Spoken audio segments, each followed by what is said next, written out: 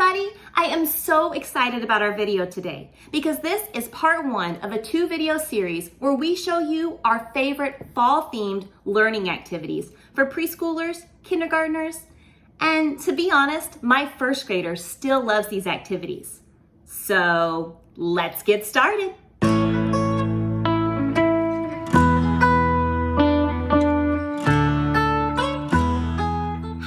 My name is Emily and welcome back to my channel, Loving My Littles. If you're new here, I'm a homeschooling mama who taught at a private school for 5 years, and now I'm at home teaching my own 3 kiddos. The leaves are changing. It's time for chili and going to the pumpkin patch, hay rides, bonfires. I absolutely love this time of year. It's actually my favorite season. So I thought it would be fun to make a couple videos where I show you our family's favorite fall-themed learning activities. I've tried to make them as inexpensive as possible, maybe even just using stuff that you hopefully already have around your house, so that way they're easy to put together. And I really hope this is a list that will be helpful for you and your family. So let's go ahead and get started with the first one.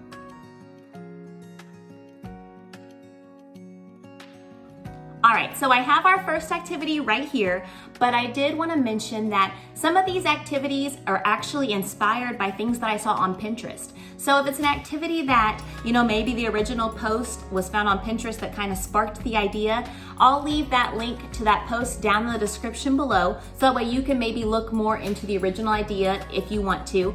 These I will show you the ideas that maybe we kind of took a spin on them, or just kind of made them work for our family and what we needed. But this one is called our leaf counting tree. And so it's a lot of fun. It works on colors and recognizing numbers and counting. And there's even some fine motor development that's in here. And so you'll see that in just a second. But this particular one, what I did was I took some pipe cleaner, brown pipe cleaners. There's 4 in this particular tree, and I twisted them together.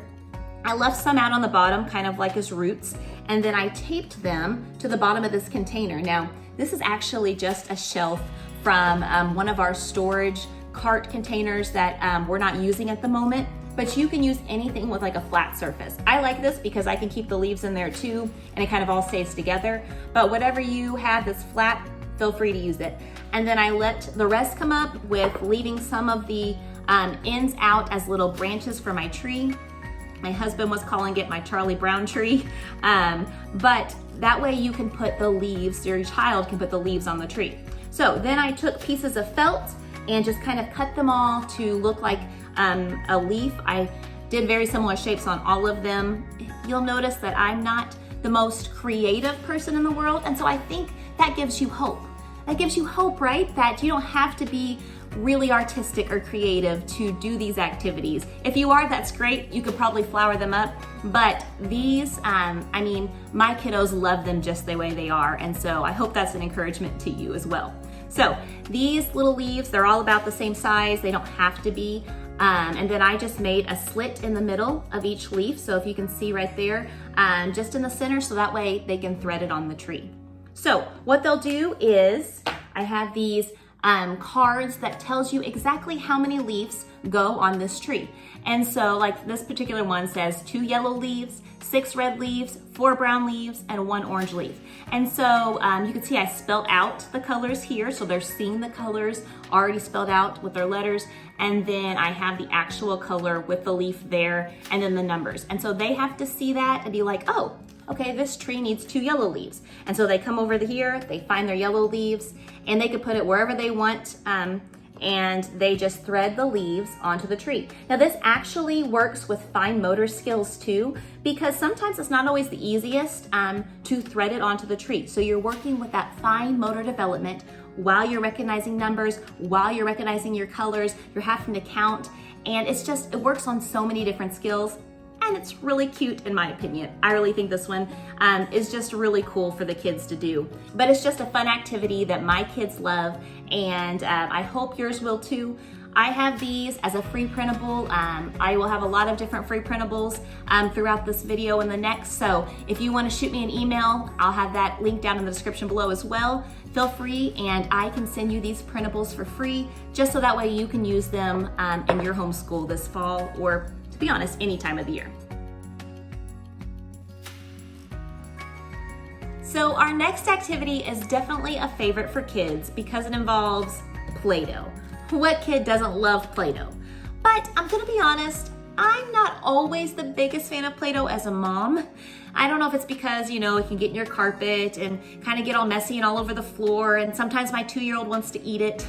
But, for this activity, it's definitely worth it because it's a cute activity where they learn, so we allow Play-Doh for this activity. So what we did was we just got some clip art and we put it on paper, and I did laminate this because since we're using Play-Doh with this activity, it just helps it last longer and it doesn't get those little spots from the Play-Doh sitting on it. So I have this laminated, just a tree, free clip art again, and what they're gonna do is I made these little apple cards. Again, these are free printable.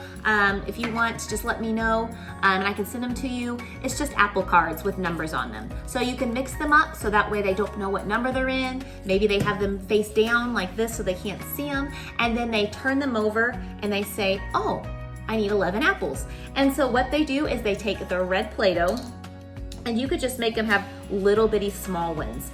We're gonna make little apples for this apple tree. So they just make the little circles, little round apples, and they put it on the tree. And so they put it there, they go ahead and whatever number they made or they drew, that's the amount of little red Play-Doh ball apples that they put on their tree, and they could put it wherever they want.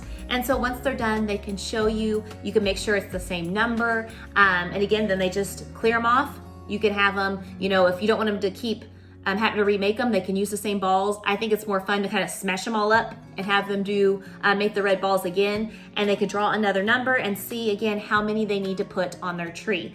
And so they are learning number recognition, they're learning their counting because they have to put that amount of apples on there, and then working with Play-Doh actually really is good for the muscles in their hands. And again, fine motor development that I mention a lot definitely comes from working with the Play-Doh and molding it in their hands, and that's definitely a win. So all it is Play-Doh, this paper that we did laminate, and using these cards to put that many apples on this mat. And the kids love it because they get to play with Play-Doh and they're making the apples.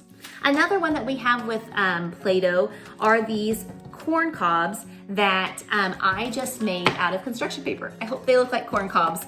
My kiddos think they do, so that's all that matters, right?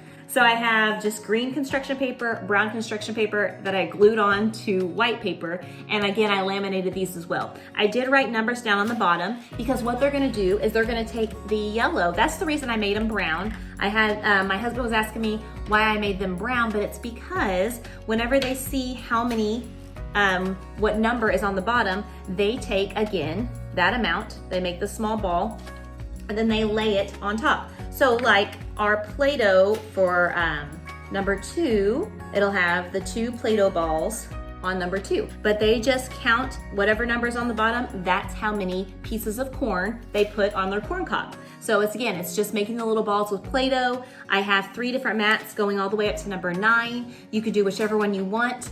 And just have the numbers down there. And so this one takes a little bit because I lay all of them out and they go all the way through 9 and they make the little circles, and they have a lot of fun doing this. It's definitely something that they really enjoy. All right, so this next activity is still fall themed, but technically it's getting a little bit closer to Thanksgiving time for this one. And so you can still use it anytime in the fall, but it does involve turkeys. And so I have all these cute little turkeys that, again, it's just free clip art. And so I went ahead and put the number on each turkey, and I went ahead, I cut them out, and I did laminate these. And the reason I laminated these is because we're gonna be using these small colored clothespins. And so these are wooden clothespins that you can get at Walmart. Like this turkey, he has the number 4 on him. And you can say, all right, let's see what number the turkey says, and we're gonna add that many amount of feathers to the turkey. So that's why I got the different colored ones and the little ones, because they're the turkey's little feathers. Isn't that cute? And so you just add that many pins to the turkey. So like he's got the number 4, they're gonna give him 4 feathers. And so there's different colors in here. Let's use an orange one, make him colorful turkey. And so we just added these colored pins, clothespins to make his feathers. And so you do that for each one. So again, it's just a cute little activity where they're having to, have number recognition, see what the number is, then count that many clothespins, put them on here. Fine motor development by using that pincer grasp. Using clothespins for different activities is a great way because they have to use that strength and use those muscles to open them up and put them on the turkey. So my kids really enjoy putting the feathers on the turkey, and to be honest, we're already using this one. We're not even waiting till Thanksgiving. So this next one is another one of my favorites because I think it's so cute. We're gonna go pumpkin picking. So you can tell your kid, all right, let's go pick some pumpkins. So you take them over to the pumpkin garden, which I'll show you in just a second. But I did wanna show you one of these pumpkins. So this one right here is our lowercase y, and we have just taken orange construction paper. I added some lines to them, and then I took the green clothespins out of these small colored clothespins bags. I went and I've used these for other activities as well, but I took the green ones out, the wooden ones, and then I took a little bit of pipe cleaner and just added a little curly Q, wrapped it around a pencil just to make it look like a little vine because I think it just adds a little bit of character to it. And then I clip it on as the stem and the vine, and I have my little pumpkin. And so then I put it in here in my garden. And now my garden is just black beans, but it's just these pumpkins all tucked down inside and these black beans. And of course the black beans is like, I did black beans for like a soil look, being in the ground. So there's different ways that you can do this activity. The first one I'm gonna show you has kind of like an answer key here. And so I have the different letters up here, and you have them pick a pumpkin. And so like this is the lowercase g. So they will find the lowercase g and they will put it on top, and then they'll leave it there, and they'll go through and find all the different pumpkins and match it and just lay it on top. So it's matching. Once they've dug and found it, it's more the sensory is what's the fun part, digging in the beans to find the pumpkin. So they get the pumpkin and they match them out. So they're matching letters. Or you can even do like I have here, where you can match the little g with the big G and put it on top. One way I personally like to do it is I like to hide my kid's name in there. And so like all the letters of their name. Now here's the thing, if your kid's just learning how to spell their name, then you can just do the letters from their name, have them pick it out and put their name in order until they've picked all the pumpkins. My kids, like my 4-year-old, she actually knows her name pretty good. So what I've done is I've added different letters in there as well. So it's her name, but then there's also some extra letters. So I'll tell her, okay, your name's in there, but you have to find out which letters go in your name and which letters aren't part of your name. And so it makes it a little more challenging because not everything she picks goes into her name. So she'll have to take out the ones that don't and then spell her name from the pumpkins after she picks them. And so it's just a lot of fun. It's definitely a favorite. My kids love it, and I think it looks really cute. So I would call that a win. Our next activity is easy to put together. So if you don't have a whole lot of time, but you want to have something for your child to work on, then this is the activity for you. Because all you need is a piece of paper, and I used clip art. Again, I'm not very artistic, so if you are an artist and you want to draw these by hand, that's great. Again, I just used some free clip art of a tree, and I use these white dot labels. And so I believe I got these at Dollar Tree, and I put them all over the tree because we're gonna make this an apple tree. And so they also have different colors, which is important to know, but you put the white labels on, and then I have written letters all over the tree on the dots. And so each dot has one letter, and you could just do a couple if you're just wanting your child to focus on a couple different letters. I personally have done almost every letter of the alphabet because that's just where we're at in our development, but wherever your child's at, go for that. And then I have these red dot labels here that have the same letter as the white dots do. And so you can say something like, oh no, all of our apples have fallen off the tree. Can you put apples back on the tree for me? And so you have them look and they say, oh, okay, here's a lowercase g. And so they find what letter it matches with. And so here's the capital G that they're gonna match that lowercase g with, and they're gonna put it on top, and that's where that apple goes. And you do that all the way through. Now you can do lowercase and uppercase. You can do just the same. Maybe you just have capital letters on here as well as capital letters on your sticker, and so they just match up the same if they haven't learned both sets yet. So whatever works for your child, but it's so much fun because they're getting to fill the tree with apples, and then you can even have them count the apples afterwards. Maybe you can have them put some yellow apples on there, some green apples, and they don't have to all just be red. You can make it your own, but it's a lot of fun to have them fill up this apple tree, and they're matching their letters on there as well. We also have, as you see back here, we have an apple one where they fill the holes in the apple. You could say something like, oh no, a worms ate all these holes in our apples. Not that you have to have a story behind them, but that's just kind of how I am with my kids. We need to help fill this apple back in. And then you have this one with, that's a pumpkin as well, because I have some orange colored stickers too, so they can fill in the pumpkin. And so they're great, again, for letter recognition, matching them up.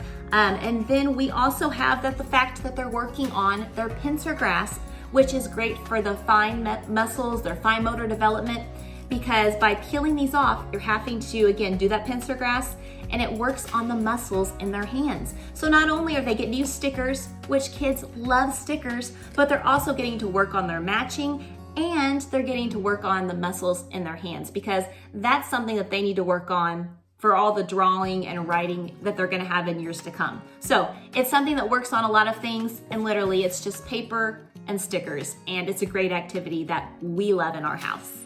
So that's 5 of our family's favorite fall-themed learning activities. I really hope that you'll join us for our next video, where we'll list 5 more to kind of give you a top 10 of our favorite activities that we like to use in our home. I hope this list was helpful, and I really hope that you'll join us again next time.